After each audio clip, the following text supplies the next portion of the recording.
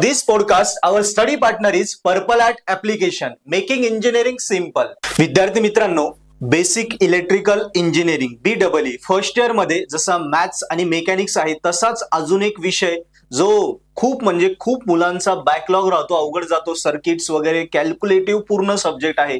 आणि या सब्जेक्टसाठी खूप मुलांच्या कमेंट होत्या की सर या सब्जेक्टसाठी पॉडकास्ट बनवा, या सब्जेक्टचा आम्हाला एक ओव्हरऑल पूर्ण आयडिया द्या की हा सब्जेक्ट आम्हाला राहिलेल्या कमी दिवसामध्ये कसा स्कोर करू शकतो, याचा पेपर कसा लिहायचा, पेपर कसा चेक होतो, याच्यावर इम्पॉर्टंट टॉपिक्स काय आहे, काय काय मुलांकडून चुका होता, काय यावेळीचा एक एक्सपेक्टेड पेपर आहे, या सगळ्या संदर्भात मुलांना डाऊट्स होते. आणि सगळे डाऊट्स क्लिअर करण्यासाठी BEE या सब्जेक्टचे एक्सपर्ट आज आपल्यासोबत आलेले आहे. सो मी आज एक वेलकम करतो प्रोफेसर प्रवीण शिंदे सर यांना. ते SND कॉलेज ऑफ इंजिनिअरिंग येऊला इथे असिस्टंट प्रोफेसर आहेत आणि या विषयांचा 15+ इयरचा त्यांचा एक्सपिरियन्स आहे. सो आणि तसंच सरांचं विशेष म्हणजे आतापर्यंत सरांचे इंटरनॅशनल लेवलला IEEE पेपर 25+ पब्लिश झालेले आहे. सो सरांचा असा बेसिक इलेक्ट्रिकल मध्ये आणि ओव्हरऑल इलेक्ट्रिकल इंजिनिअरिंग या ब्रांच मध्ये एक प्रगल्भ एक्सपिरियन्स आहे आणि एक खूप भारी सरांचा रिझल्ट आहे. सो सर जे सांगतात तेच पेपरला येतं. या हिशोबाने सरांनी ज्या आयडियाचा आज आपल्याला क्लिअर करणार आहे, हा विषय कसा आहे, काय इम्पॉर्टंट आहे, कसा पेपर लिहायचा, पूर्ण तुम्हाला स्ट्रक्चर क्लिअर होईल आणि BEE तुमचा नक्की आज स्कोर होईल. सो व्हिडिओ बघताना व्हिडिओच्या खाली सर काय इम्पॉर्टंट सांगणार आहेत ते लिहून घ्या, सगळ्यांनी पेन पेपर सोबत ठेवा. आणि मी सरांचं पुन्हा एकदा वेलकम करतो आणि व्हिडिओला आपल्या पॉडकास्टला सुरुवात करूया. So sir welcome again. Thank you very much sir. Sir एक जनरली पहिला प्रश्न की बेसिक इलेक्ट्रिकल इंजिनिअरिंग हा का मुलांना अवघड जातो आणि याचा युनिव्हर्सिटीचा एकंदरीत रिझल्ट किती लागतो? आता बघितलं तर कॅप सेंटरला, नाशिकच्या कॅप सेंटरला लगभग 12,000 पेपर येतात. ओके. 6,000 regular, 6,000 backlog. अरे पुण्याची जर गोष्ट काढली तर 18,000 पेपरच्या आसपास सगळे रेग्युलर प्लस बॅकलॉग कॅप सेंटरला येतात. करेक्ट. त्याच्यात कारण असे, आता बेसिक इलेक्ट्रिकल सब्जेक्ट हा न्यूमरिकल असल्यामुळं मुलांना काही फेकायला कुठं काही चान्स नाही, काही लिहितील. म्हणजे असा एकच ऑप्शन आहे फक्त 8 मार्काचा बॅटरी आले का मुलं खुश होतात. पण लास्ट युनिटमध्ये लास्ट युनिटमध्ये फक्त 8 मार्क देवाच्या कृपेने ते फक्त त्याच्यात काहीतरी भेटतात. आणि आम्ही सुद्धा काही बॅटरीवर काही लिहिलं, आम्ही दया येऊन देऊन टाकतो मार्क. बाकीचं त्याच्यात बाकीच्या सिलेबस मध्ये पाहिलं तर काही कुठं असं व्होल्टेज करंट असं असल्यावर मुलं काही फेकू शकत नाही. बरोबर आहे, हे सगळ्यात महत्वाचं. आणखी मुलं जर क्वेश्चन 6 मार्कचा असेल, मुलं 3 पेजेस लगभग लिहिण्याचा प्रयत्न करतात. चुकीच्या कॉन्सेप्ट खूप पूर्णपणे. आणि करतात 28, टार्गेटच 28 मार्काचं पकडतात. 28 मार्काचं करून जाऊ, त्यामुळे पासिंग पॉसिबल नाही. आणि कॅप सेंटरला काय होतं, जनरली 21 ते 27 रेंज मध्ये पेपर रिपीट चेक होतात, पण पोरं त्याच्यात सुद्धा पार्टिसिपेट करत नाही. 21च्या आत आले का तर पेपर रिपीट मॉडरेशन होत नाही. Okay okay. सर एकंदरीत युनिव्हर्सिटीचा रिझल्ट किती % लागतो? युनिव्हर्सिटीचा पहिला लॉकडाऊनच्या आधी जवळजवळ 35 ते 40 रेंज मध्ये होता. आता खाली आला. आता आम्ही 30च्या खाली आलो. आता 30च्या खाली आलो, 20-25 या रेंज मध्ये. BEE डायरेक्ट मॅथमॅटिक्स सारखा झाला. सेम. आणि सर शॉकिंग न्यूज सांगू, एक बंडल 30 पेपरचा असतो, त्याच्यामध्ये 5 ते 7 पेपर ब्लँकच असतात. म्हणजे पूर्ण ब्लँक सोडलेला. म्हणजे हा एक इश्यू आहे BEE चा. बाकीचे बॅकलॉग पाहता BEE अवॉइड केलं जातं, सोडून द्यायला नेक्स्ट टाइम बघू. सर मग याला BEE एक स्टँडर्ड लेवलला मुलांनी अभ्यास कसा करायला पाहिजे, ती भीती कशी घालवायला पाहिजे? सर भीती घालवण्यासाठी एक पर्याय, मुलांनी चॅलेंज ऍक्सेप्ट करायला पाहिजे. 10 बॅकलॉग असो, 5 बॅकलॉग असो, डायरेक्ट करायचं तर पूर्ण सगळ्या बॅकलॉगच्या हिशोबाने क्लिअर. रेग्युलर बॅकलॉग काही असो, सगळ्यांना ट्राय करायचा. काय होणार आहे, पास होण्यासाठी इतकं काय कठीण नाहीये कोणताही सब्जेक्ट. लोक चंद्रापर्यंत पोहोचले. आता 10 पेपर इतकी मोठी गोष्ट नाहीये, खरी गोष्ट आहे, इतका अवघड नाहीये. आणि त्याच्यासाठी काय करावं लागेल, स्टडी अभ्यास कसा करायला. त्याच्यासाठी फॅमिलीला 1 महिना तरी दूर टाळायचं. मुलांचं जनरली काय होतं, माझ्याशी बोलत नाही, ती माझ्याशी बोलत नाही, इकडे लक्ष असतं मुलांचं. आणि शक्यतो जनरली ह्या गोष्टी, या प्रकारामुळं खूप मुलं इथंच अटकले जातात. पेपरला सुद्धा येत नाही, ऍब्सेंटिझम खूप असतं. लक्ष, focus very important sir. Okay, focus. याच्यामध्ये आता सर जसं मॅथमॅटिक्स आहे, मॅथमॅटिक्सला मुलं नंबर ऑफ न्यूमरिकल सोडवतात. माझ्या कुठल्या कन्सेप्ट आहे, काय आहे की ज्याच्यावर मुलांनी फोकस केला पाहिजे आणि ज्याच्यामुळे त्याला अभ्यास सोपा जाईल, ह्या विषय सोपं वाटायला आहे ना? सर आपण मागची व्हिडिओ शूट केला होता. आपण किती जवळजवळ 15 ते 20 क्वेश्चन दिले होते. सगळेच क्वेश्चन आले. आपण त्यांना 7च क्वेश्चन असे सर पास होऊ शकतं पूर्णपणे. ओके. पण एक करायची तयारी पाहिजे. 7 क्वेश्चन जर केले पूर्ण बेसिक इलेक्ट्रिकल. कुठले 7 क्वेश्चन आहे सर की ज्याच्यावर क्रिटिकलचा पण पेपर? असे 7 क्वेश्चन आहेत, हे युनिव्हर्सिटी कधीच बदलू शकत नाही, कारण की त्याच्यावर इलेक्ट्रिसिटीचं नेटवर्क चालतं. हे 7 क्वेश्चन टाकावं लागतं. डीसी सर्किट मध्ये घ्या, Kirchhoff's law, superposition theorem, Thevenin's theorem, delta star, star delta transformation, हे इतकं महत्वाचं आहे. सगळं नेटवर्क याच्यावर चालतं. अमेरिका असो, इंडिया असो, याच्यावर सगळं एव्हरीथिंग रनिंग ऑन. करेक्ट.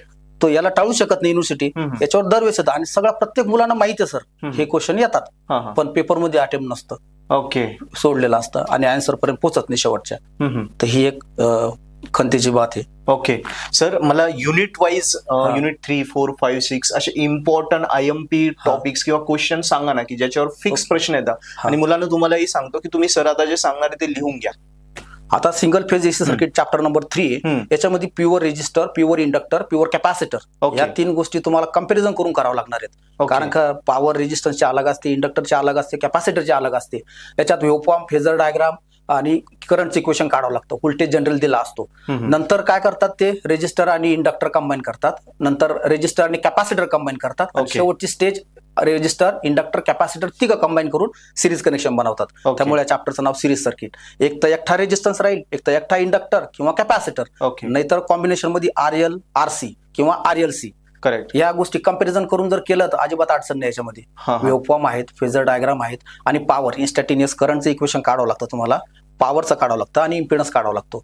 हे कंपॅरिझन करून सक्सेसफुली तुम्ही याच्यात पूर्ण मार्क घेऊ शकतात. हे चॅप्टर सोपं आहे, एवढं कठीण नाही. याच्यात गुगली काय, फक्त गुगली कशासाठी वापरतात, बॅट्समनला आउट करण्यासाठी. इथं गुगली पोलर आणि रेक्टँग्युलरचा फॉर्म आहे, पण तुमच्या सायंटिफिक कॅल्क्युलेटरवर हा पार्ट डायरेक्ट कॅल्क्युलेटर तुमचा सॉल्व्ह करून देतोय. म्हणजे याच्यात सुद्धा प्रॉब्लेम नाही काही. हा हे झालं चॅप्टर नंबर 3चं. 4 मध्ये चॅप्टर नंबर 4 मध्ये पॉलिफेज जर घेतलं, पॉलिफेज मध्ये एक क्वेश्चन असा आहे फिक्स राहतो, तो मुलांनी पेपर न भेटता लिहून टाकला तरी चालेल दरवर्षी. तो आतापर्यंतचा ट्रेंड आहे. 2008चा पॅटर्न घ्या, 15चा घ्या, 19चा घ्या, तो क्वेश्चन फिक्स असतो. फिक्स क्वेश्चन असतो. आता star connected balance load, delta connected balance load, इथं line voltage, line phase voltage याचं रिलेशनशिप काढायला लावतात, किंवा लाईन करंट आणि फेज करंटचं रिलेशनशिप काढायला लावतात. मुलांना VIMP हा very important. Every time comes in the exam. दरवर्षी हा क्वेश्चन असतो, आतापर्यंत तुटलेलं नाही. आणि फेजर डायग्राम काढायला लावतात. ओके. काहीच अडचण नाही याच्यामध्ये. क्वेश्चन काय एवढा डिफिकल्ट नाहीये. येस. पॉवर याच्यामध्ये काय काढायचं आपल्याला, रिलेशनशिप काढायचे. Delta connected 3 phase balance load, star connected 3 phase balance load. Load बॅलन्सच असतो, अनबॅलन्स लोड आपल्या कॉन्सेप्ट नाही. अनबॅलन्सच्या वेळेस सगळं करंट आणि व्होल्टेजेस डिफरंट असतील. बॅलन्सची कॉन्सेप्ट आहे फक्त काय, आपल्याला रिलेशनशिप फाइंड करायचे. Line voltage, phase voltage, line current, phase current, delta, star, दोघांपैकी एक फिक्स येतो. पेपरला तुम्ही सुरुवातीला अशा क्वेश्चन पासून सुरुवात करा, पूर्ण मार्क मिळून जातील. दरवर्षी येतो, सगळ्यांना माहिती आहे, मुलांना, विद्यार्थ्यांना पण हा येतो, पण पेपरला ते शेवटच्या स्टेज पर्यंत पोहोचत नाही आन्सर. ओके. त्याच्यानंतर सर आता ट्रान्सफॉर्मर. ट्रान्सफॉर्मर सुद्धा सगळ्यात महत्वाचं, सगळ्यात सोपं चॅप्टर ट्रान्सफॉर्मर. ट्रान्सफॉर्मर सुद्धा आता बेसिक ट्रान्सफॉर्मरवर 2-3च क्वेश्चन जास्त विचारण्यासारखे आहेत फक्त. EMF इक्वेशन ऑफ ट्रान्सफॉर्मर हा क्वेश्चन दरवर्षी असतो जवळजवळ. नंतर लॉसेस इन ट्रान्सफॉर्मर हा शॉर्ट 4 मार्कासाठी किंवा 5 मार्कासाठी हा क्वेश्चन विचारला जातो, दरवर्षी विचारला जातो. आणि हा दुसरा part, comparison between core type आणि शेल टाईप ट्रान्सफॉर्मर. आणि तिथं 2 डेफिनेशन आहेत फक्त, इफिशियन्सी आणि रेग्युलेशन फाईंड करण्याचं 2 डेफिनेशन या चॅप्टरमध्ये. आता इथं काळजी घ्यायची, हे डिव्हाइस इतकं सोपं डिव्हाइस आहे, फक्त कम्युनिकेशन लँग्वेज लिहिताना जी टेक्निक वापरली पाहिजे तुम्ही एकदम सिस्टमॅटिक वेने, कमी एकदम. जर ट्रान्सफॉर्मर बद्दल आपण एक्सप्लेनेशन देतोय तर कसं लिहिलं पाहिजे. आता सिंपल प्रेझेंट टेन्स ठेवा. आता याच्यात मेल फिमेल काही नाहीये, तो simple. It has primary winding, it has secondary winding, it has magnetic core, it has losses take place in primary winding as well as secondary winding. Material कोणतं वापरतो आपण, material ट्रान्सफॉर्मरची कोर बनवण्यासाठी magnetic material लागेल, कारण का आपल्याला fluxes तयार करून EMF इंड्यूस करायचा आहे. सिमिलरली वाइंडिंग कंडक्टिंग मटेरियल पाहिजे, copper based material because of its flexibility then other material. तर ह्या गोष्टी अशा सिस्टमॅटिक वेनी एक्सप्लेन केल्या पाहिजे. 4 ते 5 ओळीत आन्सर एक्सपेक्टेड आहे. 4 ते 5 जास्त लिहायची गरज नाही. बरोबर. याचं सोल्युशन ना 10 पेज मध्ये पूर्ण 170 मार्काचं सोल्युशन, 140 मार्काचं सोल्युशन 10 पेज मध्येच बसतं आरामात. करेक्ट. हा, मुलं गडबड कुठं करतात. हा, सिंपल ज्याचं इंट्रोडक्शन दिलं पाहिजे. डायग्राम नीट, डायग्राम प्रत्येक टॉपिकला, इलेक्ट्रिकलचा आला तर प्रत्येक टॉपिकला डायग्राम आहे. डायग्राम 1 मार्क देऊन जाते आणि इक्वेशन आहेत. आणि युनिट 6 सर आता युनिट याच्यानंतर ट्रान्सफॉर्मर झालं. ट्रान्सफॉर्मर मध्ये आपण काय ईएमएफ इक्वेशन सांगितलं. EMF equation comparison between core type आणि शेल टाईप ट्रान्सफॉर्मर झालं.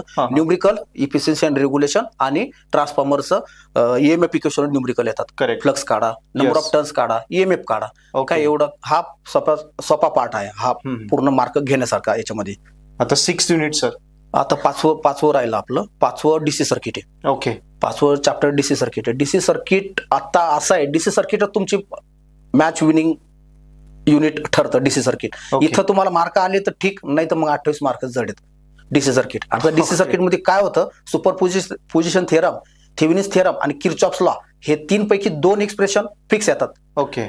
स्टेट अँड एक्सप्लेन हा फिक्स क्वेश्चन असतो. हा एक झाला.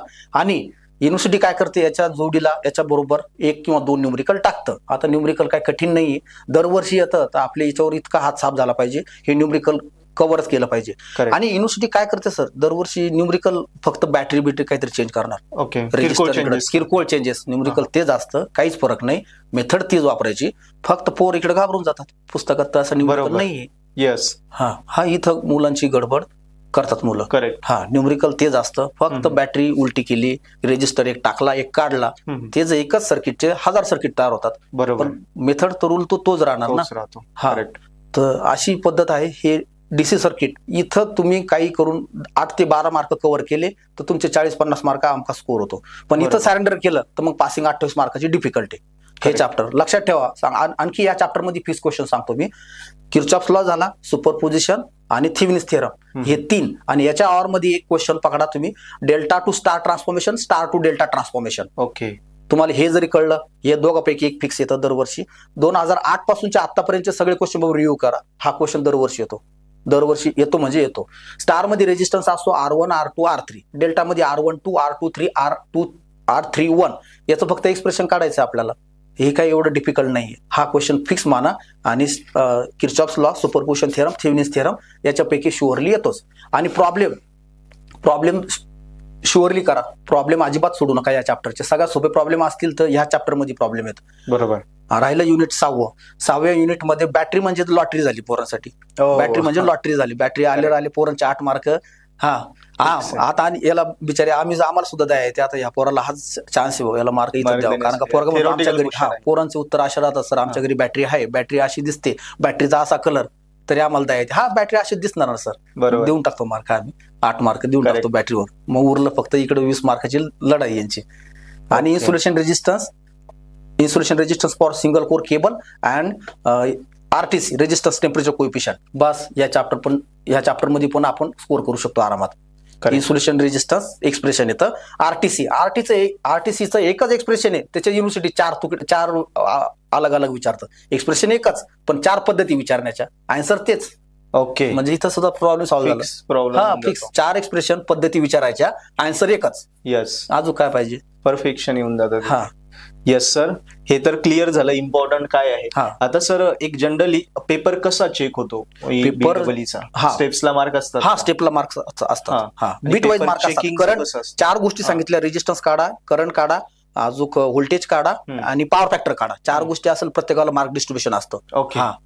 एक्झामिनर कधी फसवत नाही. जे मार्क आम्हाला पण रूल्स आहेत. जर करंट 2 अँपियर असेल, 2 अँपियरच्या आसपास आन्सर असेल, गिव्ह फुल 2 मार्क्स. ओके. या प्रकारे कॉन्सेप्ट आहे, गिव्ह फुल मार्क्स. आणि सर आता प्रत्येक क्वेश्चनला एक एक्झामिनरला स्टँडर्ड आन्सर काय अपेक्षित असतं, कसं लिहायला पाहिजे? न्यूमरिकल असेल तर त्यात फायनल आन्सर तर आम्हाला दिलेलं असतं. हे जर आन्सर आलं आणि किंवा 4 गोष्टी सांगितल्या, 2 काढल्या, तरी हाफ मार्क मिळून जातात. ओके.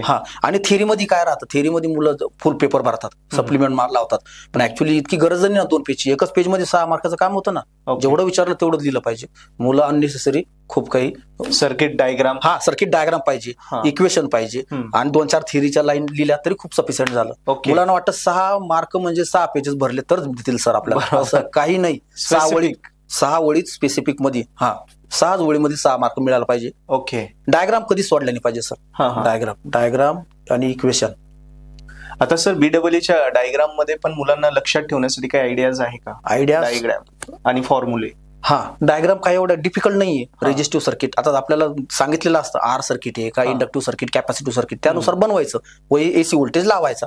डीसी सर्किट मध्ये बॅटरी डीसी सप्लाय असणार रेजिस्टर कनेक्ट केलेले असतात त्यानुसार आपल्या मनाने आपण सुद्धा डायग्राम बनवू शकतो डायरेक्ट. ओके तिथं काही लिमिटेशन नाही. आणि फॉर्म्युले कसे लक्षात ठेवायचे? फॉर्म्युले लक्षात ठेवण्यासाठी प्रॅक्टिस लागल. हे हा सब्जेक्ट असा नाही रात्री झोपले algebraic sum of all current meeting at the junction equal to 0 algebraic sum of all current meeting at the junction equal to 0 this is wrong technique. बरोबर आहे. मुलं इथं फसतात. याला लिहूनच करावं लागेल सर. मी आपण 7 क्वेश्चन पोरांना देतोय सगळ्यांना पास व्हायसाठी आपण देतो हेल्प करतोय आपण हे. पण हे 7 क्वेश्चन ते जर असे वाचत असतील तर ते अटेम्प्ट नाही होणार पेपरला. करेक्ट. मागच्या वेळेस काय झालं आपण ओल्ड सांगत होतो युट्यूबवर किती वेळेस सांगितलं आपण तेच सगळे क्वेश्चन आले पण रिझल्ट आला तेवढा सगळ्यांचा पास झाले. यस आपण सेम शूट केलं होतं सेम क्वेश्चन दिले होते तेच क्वेश्चन आले आपण फक्त आपल्यामध्ये सांगत राहिलो सगळं आलं पण आपलं रिझल्ट मध्ये पोर पास झालेलं नाही. बरोबर. त्यांनी तर सिरियसली त्या गोष्टी केलेल्या नाही केलं. सर प्रिव्हियस इयरचे जे क्वेश्चन पेपर आहे त्याचा स्टडीने फायदा होतो का? एकच क्वेश्चन पेपर सफिशियंट आहे पासिंगसाठी. 4 केले तर पूर्ण 70 मार्क यायलाच पाहिजे. 4 जर क्वेश्चन पेपर सॉल्व्ह केले तर एक क्वेश्चन पेपर मध्येच इतकं रिपिटेशन आहे सर. थिअरीला काय टाकण्यासाठी दुसरं काही नवीन नाही ना. ओके. टाकून काय टाकणार आहे. आणि सर युनिव्हर्सिटी कोणत्या गोष्टी टाकते सर इम्पॉर्टंट जे आहे तेच टाकतं. असं नाही आलतं बलतं ज्याला महत्व नाही त्या गोष्टी कधीच येत नाही पेपरमध्ये. जे रूल प्रॅक्टिकली इम्पॉर्टंट आहे. इलेक्ट्रिसिटी नेटवर्क इंडियात चालतं अमेरिकेत पण चालतं. महत्वाचं काय यस त्याच गोष्टी पेपरला येतात त्यामुळे आमचा फोकस राहतो. आम्हाला बरोबर सांगतो हे येणार ते. करेक्ट. मुलांना PYQ previous year question paper तुम्ही 3 पेपर जरी तोंडपाठ करून टाका विथ ऑप्शन. सरांनी सांगितलं 3 पेपर तोंडपाठ केले तर रिपिटेशन पॅटर्न सगळा तोच आहे ना. तो डायरेक्ट 70 मार्कही पडायला कमी नको. सर एखाद्या मुलाला टॉप करायचंय आउट ऑफ 70 65 जायचं त्यांनी अभ्यास मार्क येतात 70 आम्हाला चेकिंग करताना पोराचं कॉलेज सुद्धा कळतं. रायटिंग हँड रायटिंग तिचे इंग्लिश कम्युनिकेशन लगेच ओळखून घेतो आम्ही. त्र्यंबकेश्वरचा पोरगा आहे का सटाण्याचा पोरगा आहे ओळखून घेतो. लँग्वेज लिहिताना सर त्या मुलांनी ज्याला टॉप करायचं स्कोर करायचं तर त्याने अभ्यास कसा करायला पाहिजे? स्ट्रॅटेजी काय असेल? स्ट्रॅटेजी न्यूमरिकलवर जास्त फोकस दिला न्यूमरिकल पूर्ण मार्क देऊन जातात. रिडक्शनला अजिबात चान्स नाहीये. हा नोकरी जाऊ शकते जर कोणी चुकून जर काही मार्क दिले तर एखाद्याची. न्यूमरिकलला पूर्ण मार्क मिळतात. थिअरी पण अशा सिस्टमॅटिक वेनी लिहा. जास्त टाइम इम्पॉर्टंट आहे. पेपरचं 2.5 तास जास्त ऍक्च्युअली यांना दिलेलं. 2 तासाच काम ऍक्च्युअली पाहायला गेलं तर 2 तास सफिशियंट आहे. लिहायचं एवढं नाही भरभटून ते उलट समोरच्याला ते कळून जातं ना एवढं काय 2 पेजेस लिहितोय एवढी गरज नाही 2 पेजची. समोरच्याला आपणच सबूत देतो आपण चोरी करतोय बरोबर काही पण लिहून समोरच्याला फसवतोय. बॅटरीमध्ये एक्सपेक्टेड आहे बॅटरीमध्ये चालून जातं बरोबर. आणि बॅटरी त्यांना झालं पण आहे आधी बॅटरी सगळ्याच्या घरी पण आहे पाहिली पण आहे ऍप्लिकेशन सगळं माहित पण इलेक्ट्रिकल नाही फसवता ना आम्हाला. बरोबर. आम्हाला व्होल्टेज करंट दिसत नाही तरी पण आम्हाला सगळं कळतं ना. करेक्ट. लगेच कळतं आम्हाला. सर पेपर चेक करताना ना पेपर पाहिला सगळं हिस्ट्री कळून जाते. हा मुलगा एकंदरीत कसा आहे कसला कुठला बरोबर ते तो 21 क्रॉस करील का नाही करील ते पहिल्याच पेजवर त्याचा कुंडली सेट होते. Yes sir. 21 ते 27 तुम्ही काही ऍडवाइस देऊ शकता का जे आता क्रिटिकलला पेपर आहे खूप मुलं आहे जे गोल्डनला आहे ज्यांचा लास्ट अटेम्प्ट आहे तो इलेक्ट्रिकल क्लिअर झाल्याशिवाय 3rd इयरला जाऊ शकतात. मग त्या क्रिटिकल आणि त्या गोल्डन वाल्यांसाठी काही स्पेशल ट्रिक्स क्लिअर करण्यासाठी आम्ही क्वेश्चन दिले हे 7 हे येणार म्हणजे येणार 100% येणार. आता तुम्हाला 28 मार्काचं टार्गेट धरूच नका ना. 28 मार्काचं टार्गेट धरलं तर गाडी स्लिप होणार. हे 21 पण मुश्किल होऊन जातील. बरोबर. 50 करा कमीत कमी एक काम करा ना सेपरेट करा डेफिनेशन घ्या. डेफिनेशन पण येतात पेपरला. आपण 7 एक्सप्रेशन दिली हे 5 किंवा 6 मार्काला येतील इथं 30 मार्क होतात. आणखी डेफिनेशन काढा. आता 3rd चॅप्टर मध्ये डेफिनेशन आहे reactance inductive reactance capacitive reactance resonance ह्या गोष्टी डेफिनेशन काढा. इम्पिडन्स व्होल्टेज करंट या डेफिनेशन पण येतात. ट्रान्सफॉर्मर पण इफिशियन्सी रेग्युलेशनचे डेफिनेशन आहे. चॅप्टर नंबर पॉलीफेज मध्ये पण 3 डेफिनेशन आहे. Phase sequence RYB phase sequence पाहिजे. नंतर बॅलन्स लोड अनबॅलन्स लोड ह्या डेफिनेशन तुम्ही कलेक्टिव्हली संग्रह करा. आणि क्लासिफिकेशन इलेक्ट्रिक नेटवर्कचं क्लासिफिकेशन या अशा छोट्या गोष्टी जरी ऍड केल्या तरी आरामात शुअर पासिंग निघून जाते. कमी करा. माझं म्हणणं काय तुमची बॅकलॉगला तुम्ही अटकल्या आता तर नशिबाने साथ दिली नाही आतापर्यंत पण आता तुम्ही कमी करताय ना व्यवस्थित करा ना. यस टाइम आहे आता सुद्धा 1 दिवसाचं 2 दिवसाचं सफिशियंट हे एवढं कठीण टास्क नाही. हा क्वेश्चन सांगितले या क्वेश्चनच्या बाहेर येणार नाही. आणखी तुमची असं लॉजिक लावून आणखी थोडी क्वेश्चन बँक वाढवा. 5-6 क्वेश्चन ऍड करा आणि इतकं परफेक्शन ठेवा सब्जेक्ट निघलाच पाहिजे. आणि न्यूमरिकल ऍड करा ना. आता थिअरीचं झाला पाठ. थिअरीचा आपण सगळं डिस्कस केलं काय येईल आणि कोणते टॉपिक सोडायचे जे महत्वाचे नाही ते सोडून द्या बिंदास. न्यूमरिकल 3 चॅप्टरवर फोकस करा ना. 3rd 4th आणि 5th झालं. या 3 चॅप्टर पैकी 2 न्यूमरिकल बसले 8 आणि 8 16 मार्क झाले. बॅटरीचे 8 मार्क धरले जे आम्ही 16 8 24 हा करेक्ट. आणि वरती डेफिनेशन पर्यंत आरामात निघून आरामात निघून जातो. आपण एक्सप्रेशनला मिनिमम 30 पकडले. 6 कधी कधी एक्सप्रेशन 8 मार्काला सुद्धा असतं. 8 3 एक्सप्रेशन त्याच्यापैकी जरी आले तर झालं ना 8 24 24 मार्क असेच झाले. सर 50 म्हणजे टार्गेट 50 धरलं तर तो बॅकलॉग वाले 40 मार्क क्लिअर होऊन गोल्डन क्लिअर करू शकतो. गोल्डन क्लिअर करू शकतो. सर लास्ट क्वेश्चन, तुमचा गेस्ट पेपर म्हणजे फिक्स 5 क्वेश्चन 5 सांगू का? 5 पण फिक्स येणार. 5व्या चॅप्टर मध्ये असेल किंवा न्यूमेरिकल वर असेल. ओके 5व्या चॅप्टर मध्ये मी सांगतो star to delta, delta to star transformation. याच्यावर काय डेरिव्हेशन येणार? एक्सप्रेशन. आणि chapter number 3 balance 3 phase star connected load, balance 3 phase delta connected load किंवा सप्लाय सिस्टम. त्याच्यामध्ये relationship between line voltage, phase voltage, relationship between line current, phase current. हे झाले fix question. याच्यापैकी or 1 ला 1 7 ते 8 mark पकडून चला. याच्यात फेजर डायग्राम पण काढायची. आणि सगळ्यात महत्वाचा Kirchhoff's law, superposition theorem, Thevenin's theorem याच्यापैकी 2 पकडा. ओके 4 क्वेश्चन झाले. आणि बॅटरीचा आपण तो फिक्स आहे. 5 हे 5 क्वेश्चन बघा. 30 मार्काचं तर काम फिक्स आहे. येस. सो मुलांना मला वाटत नाही आता याच्यापेक्षा वेगळं काही तुम्हाला रिक्वायरमेंट आहे. सरांनी पूर्ण BEEचं तुमचं जे पुस्तक आहे तेच पूर्ण तुम्हाला त्याचा सारच देऊन टाकलं की एवढ्या मोठ्या पुस्तकातून कशावर न्यूमेरिकल येणार, कशावर थेरी येणार, काय कशाला तुम्हाला फोकस द्यायचा, अभ्यास कसा करायचा आहे, पेपर कसा चेक होतो, सगळ्या बारीक बारीक गोष्टी तुम्हाला क्लिअर केल्या. माझ्या मते this is the more than sufficient. आता एवढं जर केलं आणि सरांनी जर सांगितलं 3 PYQ direct with option 70 140 mark with option 140 मार्काचा पेपर आहे. 3 PYQ डायरेक्ट पाठ करून टाका.